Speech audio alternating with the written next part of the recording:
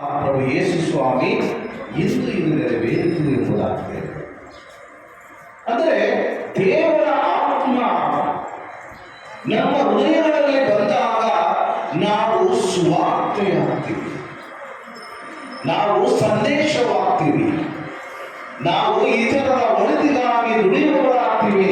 ಪರಸ್ನೇಹ, ಪರಪ್ರೀತಿ, ಪರಸೇವೆ ಇದರಲ್ಲಿ ನಮ್ಮನ್ನು ತೊಡಗಿಸಿಕೊಳ್ಳುತ್ತೇವೆ. ಪ್ರೀತಿಯ ಸಹೋದರ ಸಹೋದರಿಯರೇ, ಇನ್ನೂ 2 ಘಟನೆಗಳನ್ನು ನಾನು ನಿಮಗೆ ಹೇಳ್ತೀನಿ. ಗಾಬ್ರಿಯೇಲ್ ದೂತನು ಮಾತೆ ಮರಿಯಮ್ಮನವರಿಗೆ ಮಂಗಳವಾರ್ತೆಯನ್ನು ಹೇಳಿದಾಗ ಪವಿತ್ರ ಆತ್ಮ ಆಕೆಯ ಮೇಲೆ ಹೋಗಿತು. ಆಕೆ ಏನು ಮಾಡಿದ್ರು? ಆ ಸ್ಥಳವನ್ನು ಬಿಟ್ಟು ಗುಡ್ಡಗಾಡದಲ್ಲಿ ಇದ್ದಂತಹ ಎಲಿಜಬೇತರಿಗೆ ಸೇವೆ ಮಾಡಲು ಹೋದರು. ನಾವು ಹೋಗ್ತಿರಲಿಲ್ಲ.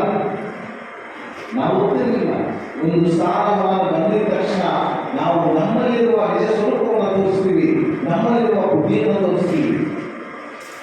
ನಮಗೆ ಯಾರಾದರೂ ಇಂತಹ ಒಂದು ಅದ್ಭುತವಾದ ವಿಷಯ ಗೊತ್ತಿದ್ರೆ ಬಹುಶಃ ನಾವು ಎತ್ತರವಾದ ಗೋಪುರವನ್ನು ಕಟ್ಟದ ಮೇಲೆ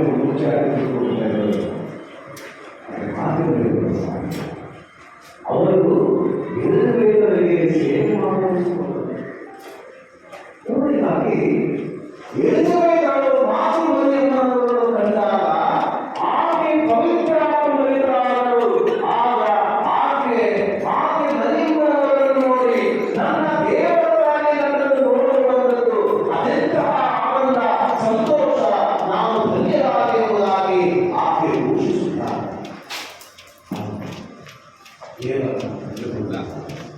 ಪ್ರೀತಿಯ ಸಹೋದರ ಸಹೋದರಿಯರೇ, ವಿಷಯಗಳನ್ನು ಪ್ರೀತಿ, ಪರಸ್ನೇಹ, ಪರಸೇವೆ ತುಂಬಿರಬೇಕು. ಪ್ರೀತಿಯ ಸಹೋದರ ಸಹೋದರಿಯರೇ, ಸಂದರ್ಭಗಳಿದ್ದರೆ ನಾವು ನಮ್ಮಿಂದ ಏನು ಮಾಡಲು ಸಾಧ್ಯವಿಲ್ಲ.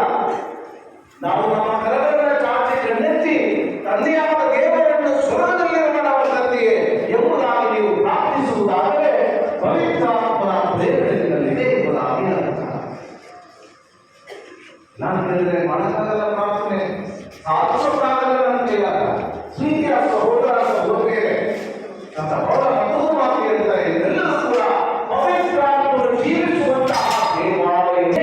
ಇದರಲ್ಲಿ ನಾವು ತೊಡಗಿಸಿಕೊಳ್ಳುತ್ತೇವೆ ಆದರೆ ಆಗುತ್ತಿಲ್ಲ. ಪ್ರೀತಿಯ ಸಹೋದರ ನಿಜವಾಗಲೂ ಯೇಸು ಸ್ವಾಮಿ ಹೇಳಿದ ಹಾಗೆ ದೇವರ ಆತ್ಮ ನನ್ನ ಮೇಲಿದೆ, ಶುಭ ಸಂದೇಶವನ್ನು ಸಾರಲು ನಾನು ಸಿದ್ಧವಾಗಿದ್ದೇನೆ ಎಂಬುದಾಗಿ ಹೇಳಲು ಎಷ್ಟು ಜನಕ್ಕೆ ಸಾಧ್ಯ?